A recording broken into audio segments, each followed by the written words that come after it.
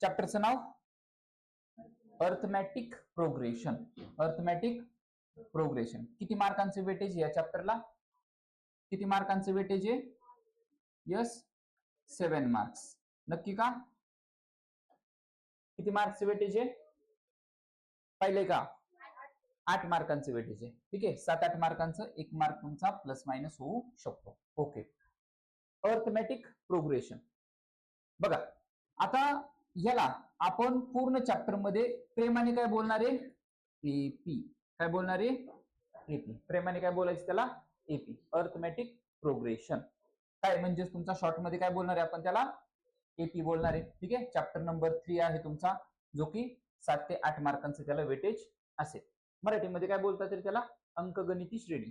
काय? अंकगणिती श्रेणी. ओके, बघा तुम्ही पुस्तक आणले का? ओके, सो एपी शिकण्याच्या अगोदर तुम्हाला अगोदर पाहावं लागेल सिक्वेन्स काय असतो. काय? सिक्वेन्स काय असतो? सिक्वेन्स पहा. सिक्वेन्स, सिक्वेन्स कशाला म्हणायचं? असे कोणतेही नंबर जे एका डेफिनाइट ऑर्डरने आपण अरेंज केलेले असतात. काहीतरी त्यांना ऑर्डर आहे. डिसऑर्डर असं नाही की कोणतेही नंबर उठला आणि कोणतेही नंबर घेतले कसे लिहिले असं चालणार नाहीये. तर त्याला काहीतरी एक पॅटर्न असेल, काहीतरी त्याला एक ऑर्डर असणार आहे.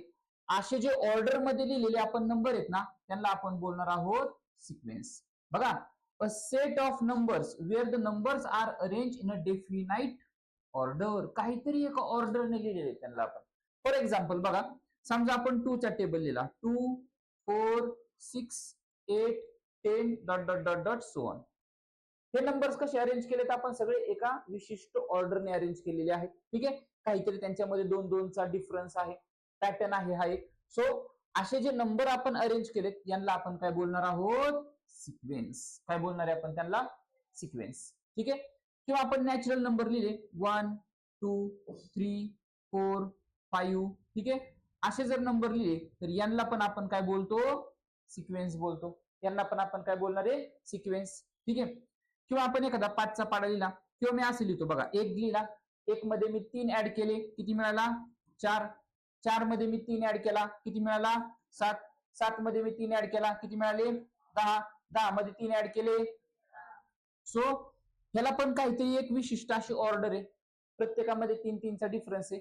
याला पण आपण काय बोलणार आहे? सिक्वेन्स. फक्त तुम्हाला नंबर एका विशिष्ट ऑर्डरने लिहायचे आहेत. गुणाकार केला तरी चालेल, गुणाकार केला तरी चालेल. समजा तुम्ही असं बोललात की सर आपण गुणाकार करूयात. ओके, 2 दुने 4, 4 दुने 8, 8 दुने 16, 16 दुने 32, 32 दुने 64. हे पण सगळे नंबर आपण एका विशिष्ट डेफिनाइट ऑर्डरने लिहिलेले आहेत. म्हणजे याला पण आपण काय बोलणार आहोत? सिक्वेन्स. काय बोलणार आहे आपण त्याला? सिक्वेन्स.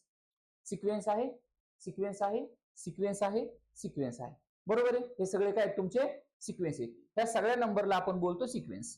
पण जर एखादा असा उठून काही नंबर लिहायला लागला, 1 लिहिला, मध्येच 50 लिहिला, नंतर 30 लिहिला, नंतर 12 लिहिला, नंतर 16 लिहिला, नंतर 2 लिहिला, असे जर मी उलटे पालटे कशीही रॅन्डमने जर नंबर लिहिले तर याला आपण सिक्वेन्स म्हणत नाही. त्याला आपण सिक्वेन्स बोलणार नाही. सिक्वेन्स समजला? सिक्वेन्स समजला. ठीक आहे, त्याच्या पुढे आता टर्म्स. सुरुवातीचं जे बेसिक आहे, बेसिक अगदी व्यवस्थित समजून घ्यायचंय. बेसिक जर समजलं तर चॅप्टर खूप इझी आहे. चॅप्टर मध्ये फक्त 2 ते 3च मास्टर फॉर्म्युले आहेत. हे जर 3 फॉर्म्युले समजले तर अख्खा चॅप्टर तुम्हाला समजला. काहीच नाही चॅप्टर मध्ये, एकदम सिंपल आहे. पण बेसिक कडे व्यवस्थित लक्ष द्यायचे. ओके, चला, सिक्वेन्स समजला. आता ह्या सिक्वेन्स मधले ना आपल्याला काही टर्म्स बघायचे. Terms, terms in a sequence, terms in a sequence. बघा, ही सिक्वेन्स आहे का? बघा, 9, 15, 21, 27 सिक्वेन्स आहे का? बघा, काहीतरी एका ऑर्डरने लिहिलेत का नंबर? बघा बरं, काय त्यांच्यामध्ये 6-6 चा फरक आहे. बरोबर आहे ना? म्हणजे हा एक सिक्वेन्स आहे. 7, 7, 7, 7 यांच्यामध्ये काहीच फरक नाही, शून्याचा फरक आहे. म्हणजे हे सगळे नंबर आपण एका विशिष्ट ऑर्डरने लिहिलेत. ही पण सिक्वेन्स आहे आणि खालचा पण सिक्वेन्स आहे. बरोबर, ठीक आहे. आता यांच्यामधले टर्म्स बघा. टर्म्स म्हणजे काय? तुमचे पद. हे पहिलं पद आहे, याला आपण बोलतो टर्म 1, T1. टर्म 1 ही काय तुमची T2, टर्म 2 ही टर्म 3 आणि ही टर्म 4. ठीक आहे, T1 T2 T3 T4 यांना आपण बोलतो टर्म्स. ह्या काय आहेत तुमच्या टर्म्स. याची पहिली टर्म 7, दुसरी टर्म 7, तिसरी टर्म 7, चौथी टर्म 7च आहे. याची पहिली टर्म -2, दुसरी टर्म, तिसरी टर्म आणि चौथी टर्म. ओके, काय डाऊट इकडे? T1 T2 T3 इझी एकदम, काय डाऊट नाहीये. सेमी मध्ये पण तेच, मराठीमध्ये पण तेच. ठीक आहे, त्याला T1च बोलतात इंग्लिशमध्ये, सेमी मध्ये सर्वांमध्ये T1 T2 आणि T3. एवढं क्लिअर आहे. आता आपण जाऊयात आपल्या चॅप्टरकडे. आपल्या चॅप्टरचं नाव काय? सिक्वेन्स समजला सर्वांना?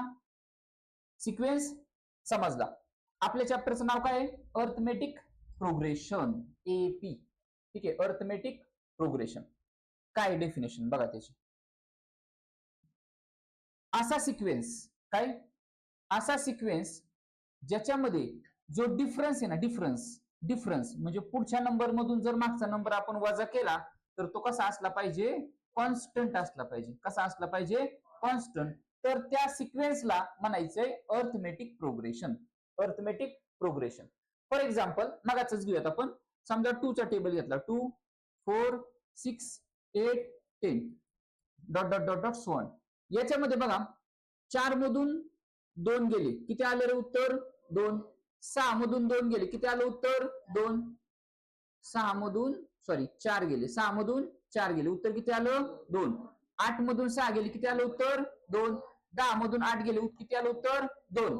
याला आपण बोलतो ह्या दोघांमधला फरक, डिफरन्स. डिफरन्स म्हणजे काय? वजाबाकी. ह्या दोघांमधला डिफरन्स कितीचा आहे? 2चा आहे. या दोघांमधला डिफरन्स कितीचा आहे? 2चा आहे. या दोघांमधला डिफरन्स 2. या दोघांमधला डिफरन्स, प्रत्येकामध्ये जर 2चाच डिफरन्स असेल तर ह्या सिक्वेन्सला म्हणायचं अर्थमेटिक प्रोग्रेशन. डिफरन्स कितीचा पाहिजे? 2चा, कॉन्स्टंट पाहिजे. ओके, दुसरा समजा एखादा 5चा पाडा घेऊयात आपण. 5 1 5, 5 2 10, 5 3 15, 5 4 20, 5 5 25 dot dot dot dot so on. बघा परत एकदा, 10 आणि 5 दोघांमध्ये फरक कितीचा आहे? 5चा आहे. 15 आणि 10 मध्ये 5चा आहे. 20 आणि 15 मध्ये, 25 आणि 20 मध्ये जर तुमचा फरक म्हणजेच डिफरन्स जर कॉन्स्टंट असेल, कॉन्स्टंट आहे, बदलतोय का? बदलतोय का? नाही बदलत आहे. सो याला आपण काय बोलणार आहोत मग? Arithmetic progression. तुम्हाला फक्त आता क्वेश्चन विचारतील तुम्हाला की ती AP आहे का नाही ते सांगा.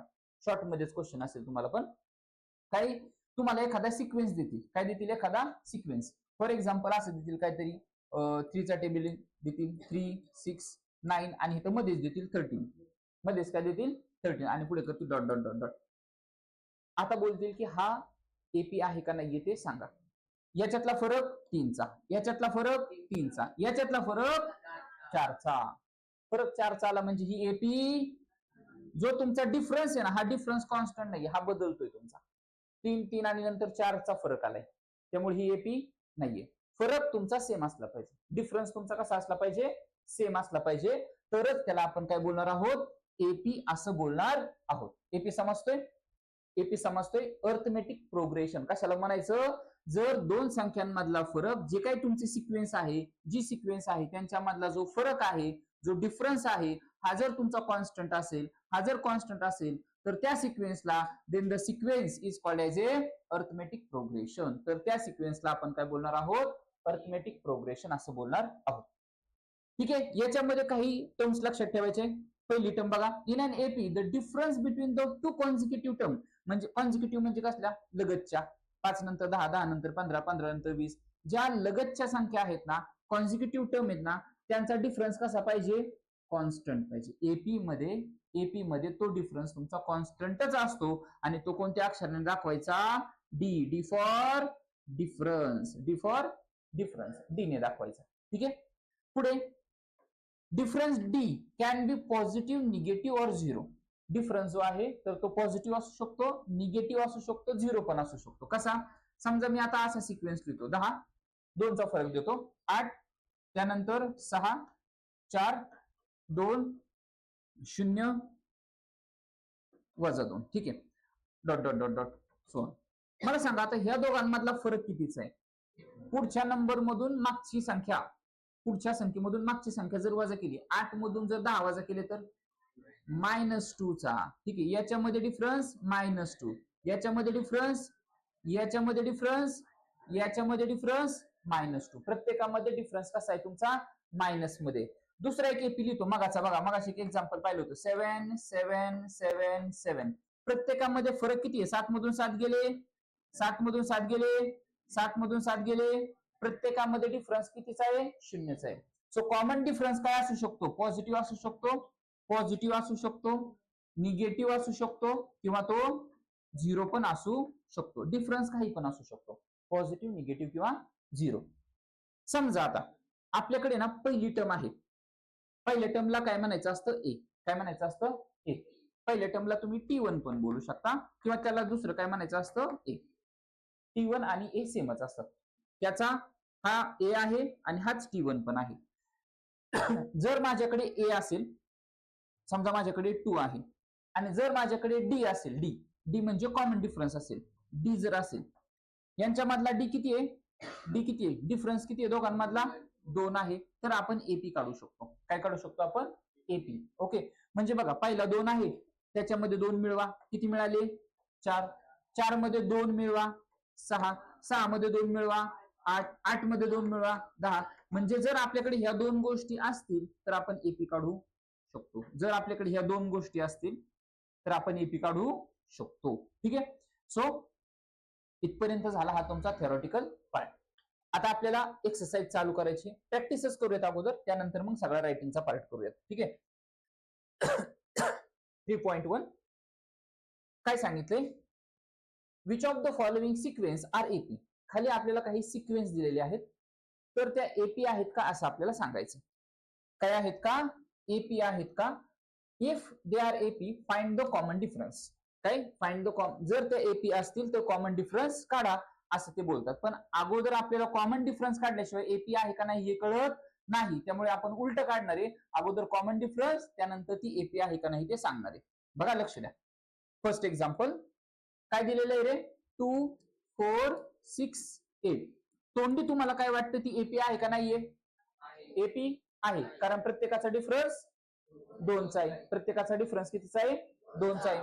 आता फक्त हे आपल्याला लिहायचंय व्यवस्थित. सो हिअर किंवा in the given sequence, in the given sequence. आता हा एक सिक्वेन्स आहे ना, अजून एपी आहे हे प्रूव्ह झालेलं नाहीये. कधी प्रूव्ह होणार? जर त्यांचा डिफरन्स सेम आला तर. या ठिकाणी लिहा T1 म्हणजेच काय असतो तुमचा? हा ए असतो. आत्ताच सवय लावून टाकूयात. तुम्ही फक्त T1 लिहिलं तरी चालतं, पण पुढे गेल्याच्या नंतर आपल्याला ए लागतो, ए जास्त वेळा आहे, त्यामुळे T1 आणि ए दोन्ही सोबत लिहून टाकायचे आतापासूनच. ठीक आहे. So A is equal to काय तुमचा? 2 आहे. त्यानंतर T2 किती आहे रे? T2 किती आहे? 4. T3 किती आहे? 6. T4 किती आहे? 8 आहे. ठीक आहे. आता तुम्हाला आहे ना डिफरन्स काढायचं. काय काढायचं आहे? डिफरन्स काढायचं. म्हणजे पुढच्या संख्येतून मागची संख्या वजा करायची. पुढच्या संख्येतून मागची संख्या वजा करायची. त्याला आपण D1 बोलूयात. त्याला आपण बोलूयात D1. तसाच D2 काढायचंय आणि D3 काढायचंय. 3 टर्म काढा, बाद झाल्या. 3 फरक काढा फक्त. जर 3 फरक सेम आले ना, म्हणजे या तिघांचं पण उत्तर जर सेम आलं तर तो एपी आहे. तर तो एपी आहे. बघा मग D1 कसा काढायचा? तर पुढच्या संख्येतून मागची संख्या वजा करायची. म्हणजे त्याला थोडासा फॉर्म्युला लिहायचा. कसा? T2 minus T1. T2 किती आहे रे? 4. वजा T1 किती आहे रे? 2. किती आलं उत्तर? 2. याचा अर्थ पहिला डिफरन्स कितीचा आला? 2चा आला. त्यानंतर 6 मधून 4 वजा करायचे. 6 म्हणजे तुमची T3 आहे. मग इथं फॉर्म्युला लिहूयात आपण. T3 मधून T2 वजा करायचा. T3 मधून T2 वजा करायचा. T3 किती आहे? 6. T2 किती आहे? किती आलं उत्तर? 2चा. ठीक आहे. नंतर T4 मायनस T3. T4 किती आहे? 8 मायनस आन्सर किती आलं? 2चा. ठीक आहे. सो प्रत्येकामध्ये जो डिफरन्स आहे हा डिफरन्स तुमचा कसा आहे? सेम आहे. आणि जर डिफरन्स सेम असेल तर त्या सिक्वेन्सला आपण काय बोलणार आहोत? Given sequence is AP. Okay, बघा. इन द गिवन सिक्वेन्स,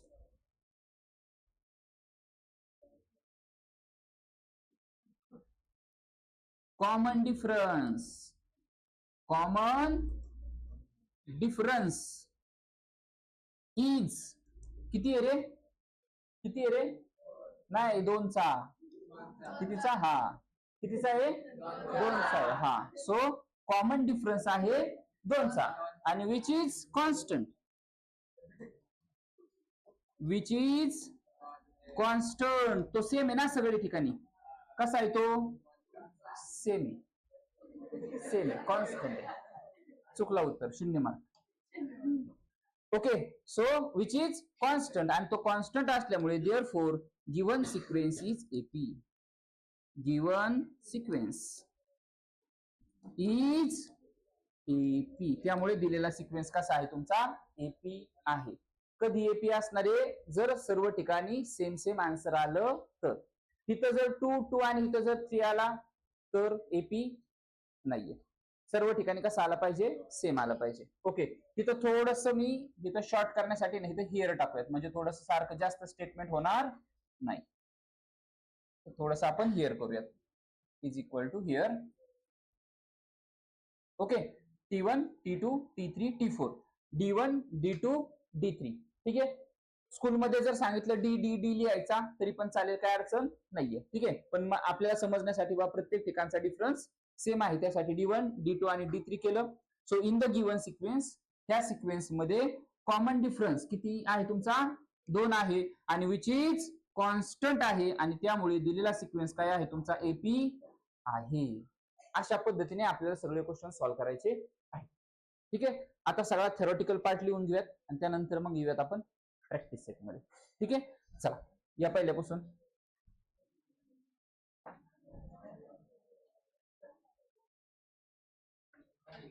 हो,